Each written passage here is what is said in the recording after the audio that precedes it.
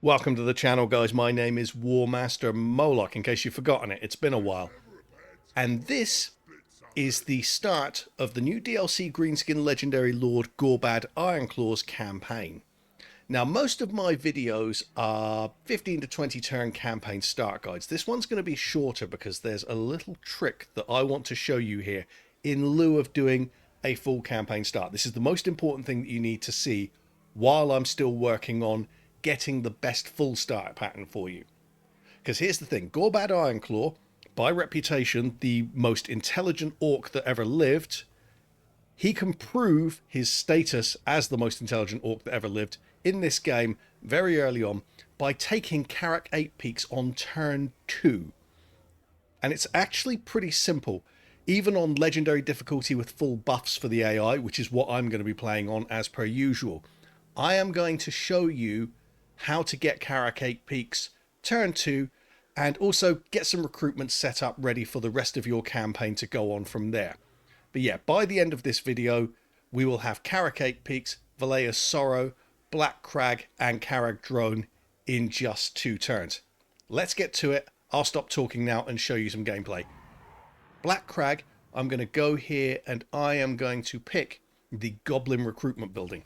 Now that's not actually essential for this guide. This is something that I would do just for setting up the whole campaign, as opposed to this little trick here. I keep referring to it as a trick, taking Karak 8 Peaks. It's not. It's just something very clever. It's not cheese. Now, you've got the starting army here. This army has Night Goblins. It's got a Giant. It's got a Squig Herd. It's pretty easy to beat, but you do take some casualties, and we don't really want to take those casualties right now. So what we're going to do, we're going to move outside of their attack range. So we're going to come to about here. Check the attack range there. As you can see, we're safe. We are going to put the spellcaster here, the hero, into Gorbad's army. Let's just pick Go Bigger. There be some changes round here. And now we're going to do a bit of recruitment. I am just going to go for 3 units of Orc Boys with spears because they're pretty useful for this job. So as you can see, we're avoiding the battle with Dusty Neck Snapper. Lovely name there. And we're heading over here towards Karak 8 Peaks, but we're not actually going to attack Karak 8 Peaks. We're going to take it without attacking it. We're going to go into our diplomacy. As you can see, Crooked Moon Mutinous Gits actually kind of like us. Big shame for them, though, because we're about to declare war. Job's a good one. Right, so we are now at war with these guys. Morglum is their faction leader. Now, what he's going to do over the end turn is he's going to leave Karak 8 Peaks alone, because Karak 8 Peaks has a really strong garrison. So we really wouldn't want to be taking that on straight away. Not with something as basic bitch as this. What he wants to do is protect Valaya's Sorrow, because that's the weaker settlement. Still tier 2. And as you can see, pretty decent garrison for this stage of a campaign. So I'm going to end the turn now and we shall watch it happen.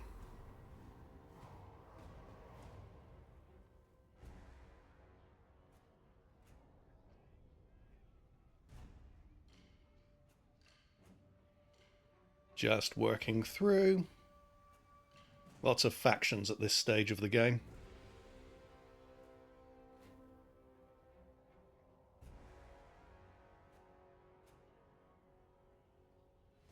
There you go. So Morglum has moved to defend Valaya's Sorrow, because that's the one that we could actually take very easily. But here's the thing, because Morglum is their faction leader, if we beat him in a battle, that means that we can confederate him and thereby get all of his territories. That'll be Valaya's Sorrow and Karak 8 Peaks, and we'll also get this Black Orc Big Boss, which is bloody lovely to have at this stage of a campaign. So we're going to go in and attack. As you can see, it says Valiant Defeat. Don't worry about that. We'll win this just fine.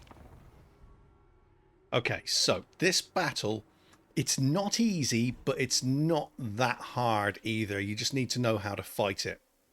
So what we're going to do So we're going to arrange everything around here because we're going to try and use this area here as a funnel. As you can see, we've got two natural obstructions here that can act as flank guards.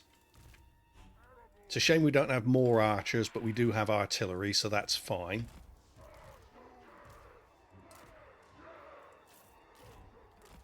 And we do have some speed as well. So, Spellcaster goes here. Now, their advantage is they have heavier speed than we do. They've got Orc Boy Biggins. They've also got lighter speed, but they have a very fast unit in Goblin Wolf Riders. So, we have to factor both of those in. Because they're going to stand off us and force us to attack them until we've got a couple of hits in. So I'm going to get started. We're going to put the spears there. These here. I'm going to put the artillery about there. And the archers I'm going to have a bit further forward for now. And Gorbad's going to go there. Spellcaster's going to go here. And the speed's going to come up here as an escort. Because what we're going to do is we're going to use Gaze of Mork, which is massively improved, in my opinion, in this update. With a flatter trajectory, but doing a bit more damage overall. And we're going to use it to try and hit multiple units at once. You can normally get in 2, sometimes 3 shots off with it before they'll start to attack. Yeah, everything's looking pretty decent so far.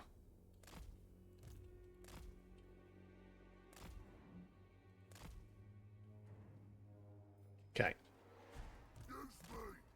These are further forward in case we need to shoot to support our spellcaster in escaping. Now, we've got to get him into a good angle so that he can get as much damage in as possible, because this spell fires with a very flat trajectory. You don't want it to hit any hills, because that is a waste of your magic. So let's show you it in action.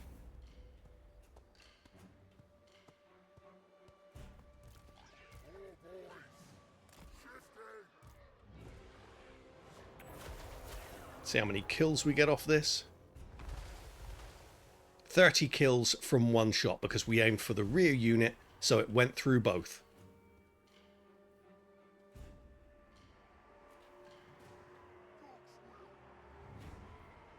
We'll just wait for another shot, and then we'll look at potentially moving our units back. Or certainly the spellcaster.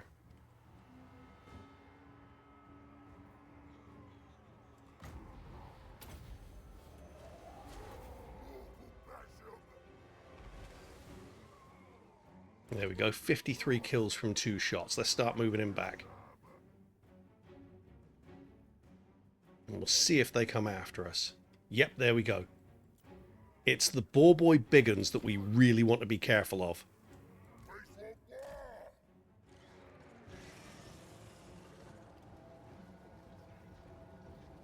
As you can see, because we ran away fast enough, they slowed down a little, so we might be able to get another shot or 2 off here.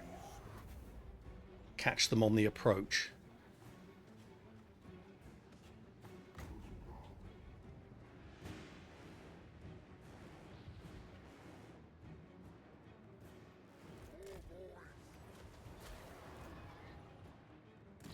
Run back.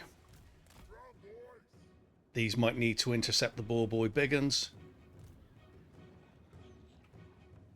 It's looking like they're very much going to have to.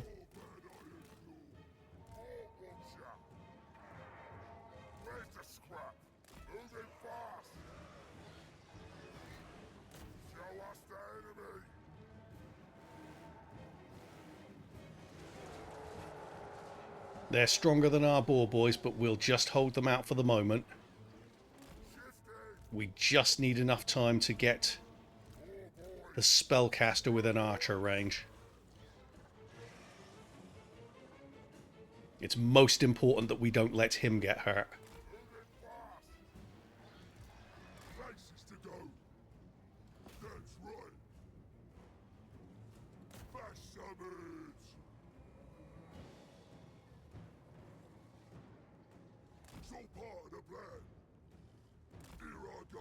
Get back in range. There we go. Now turn around, block them off. This is it. Hurry up. Let's fight. Now the spellcaster's going to have to get involved.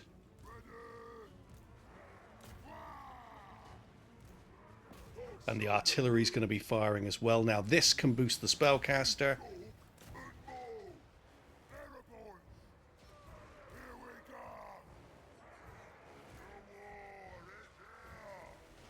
I want you to hit the boar boys.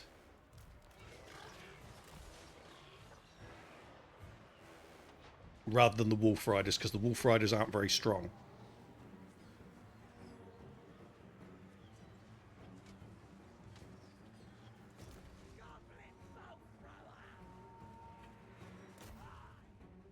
There we go. Now, if we can get a Gaze of Morkov here, that would be lovely. He just got knocked.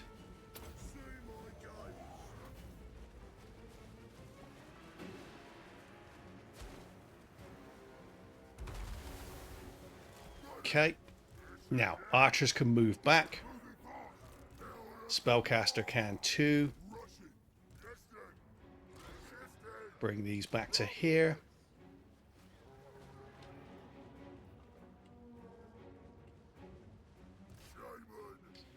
And we'll be telling the artillery, aim at these blobs. In fact, let's try and get the general while he's on the way in as well.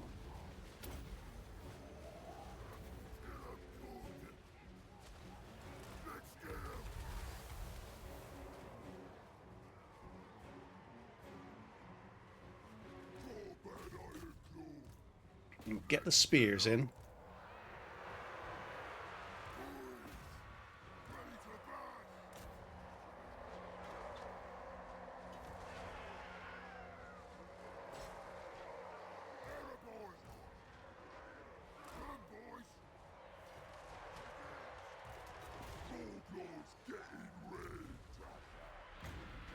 Aim that into there. As you can see, they funneled themselves into a lovely blob for us. We'll block those out there. And now we're going to use our speedsters to come round and attack their range. Just aim these into here.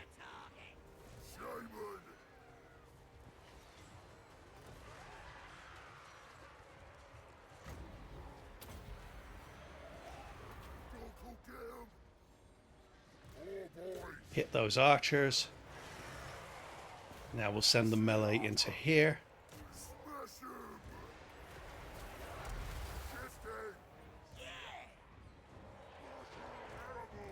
And we'll tell the archers to aim into this blob here.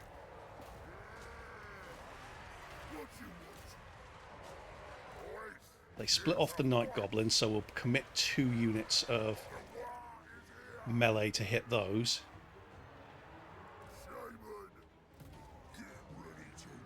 Hit the Wa.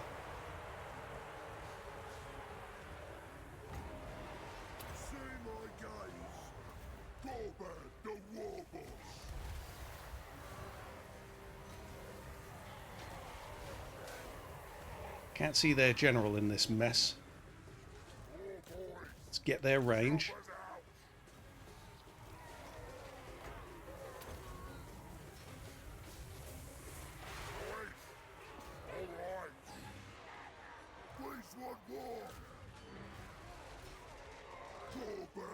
Ah, there he is. Let's get rid of these big uns. They're pissing me off now.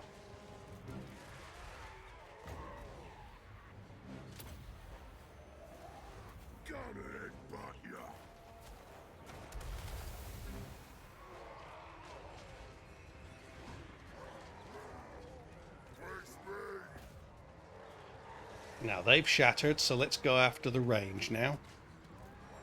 Time for slaughtering. Choppers ready. Finish me. Vessel. Move it fast. Get it out. Okay, the spellcaster running's fine.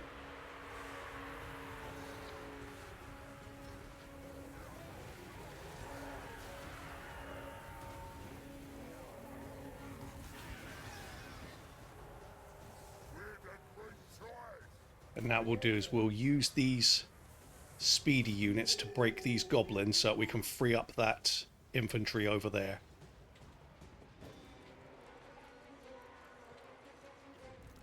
And we'll use the bolt throwers on these. Right, that's done. Bring those over there. Got a war coming.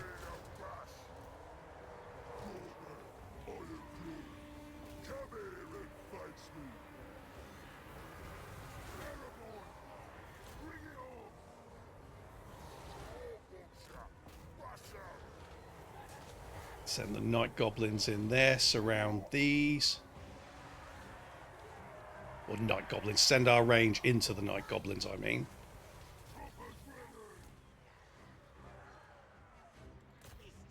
Fire the rock lobbers at that. And then what I'll do is I'll bring the spellcaster to here. Victory is within our grasp. They've almost cracked. We're going to cast into there.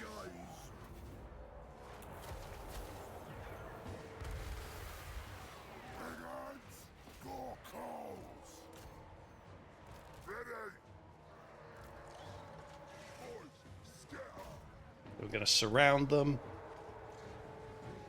And that's that. So, pretty simple battle. There's lots of ways you can win it. You can corner camp over here and make them walk through your bolt throwers a bit more. But I find that luring them into this space so that they attack in this compressed area where you can blob attack them, that's what works best for me. We can just end the battle there.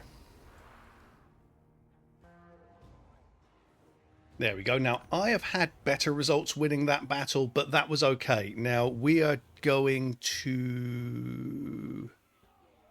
Let's just loot and occupy. We won't muck about. Spellcaster, we're going to go Gaze of Mork and Headbutt, so he's got a bit of versatility there. But here's the main thing. Once we get through here, you can form the Confederation with Crooked Moon Mutinous Gits, and we now own Karak Eight Peaks. And we've got a Black Orc Big Boss. Now, Valaya's Sorrow this time has stayed tier 2. That's lovely. That doesn't always happen. So don't take that for granted. You can build whatever you like here. But here's the key. At Karak Eight Peaks, you're already on tier 3. So you can get some really strong units relatively quickly. It'll only take 3 turns for you to be able to get Goblin Rock Lobbers, for example. 3 turns to get a River Troll Hag. Etc, etc, etc. You can start building up your squig stuff, Night Goblin Big Bosses, yada, yada, yada. You've got loads of options available here. You can get to Black Orcs in 6 turns if you like. Over at Black Crag, what I would then recommend is just recruit yourself a Lord of any description that you fancy. Let's say... You know, it doesn't even matter. We're not going that much further on this. So I'm just going to go Serial Dancer, Great Shaman, bring him to there, and then we're going to recruit 3 units of Goblin Archers because they're useful. Over here, another couple of units of Orc Arrow Boys, and then I would say maybe a unit of Big Uns and a unit of Snotling Pump Wagons. So this army, once you've put this guy in there, you'll be on 19 units already, with this guy coming to reinforce you as well. And then what you can look to do is go and take out Scabby Eye. That is not the leader of Scabby Eye. He's hidden over here somewhere. Or else it might have been worth taking him on early on, but it's not. You don't get this territory straight away without actually attacking Iron Rock. So from there, you have basically a full army. Add a unit from Black Crag here to this army, and you will have a full army of 20 with some backup. You go around to Iron Rock, you take out Scabby Eye, and you're pretty much right on top of the dwarf straight away. And in 3 turns, you can have Rock Lobbers to make that even easier. You can get some better spells early on, like Spirit Leech by going for the River Troll Hag. But most importantly, you're building up Karak Eight Peaks early on. Having already got it at tier 3, you can get it to tier 5 pretty quickly. Orcs grow very fast.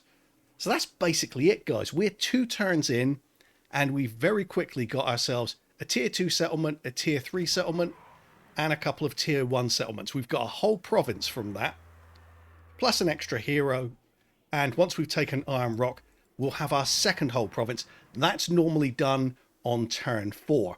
So I hope you find this little trick useful. It's not even really a trick. It's just playing smart and using the mechanics. Greenskin Confederation works the way it does for a reason, so why not use it? Outsmart Morglum, make him go to a place that's easier for you to attack him at, and then take the little bastard out, and you've got his territory, and him, actually, as it happens. So, I hope you found this useful. If you have found it useful, I'd appreciate you hitting like, subscribing, all that good stuff, and also put in the comment section what you think about this little trick here, if you can think about ways to improve it, and also if there are any other questions that you have about the campaign or guides that you would like to see for the new DLC Lords. Thank you very much for watching, guys, and I'll see you again very, very soon. I promise I'm not going to take another 5 months off, as long as they keep churning out the DLCs anyway. Thank you, guys.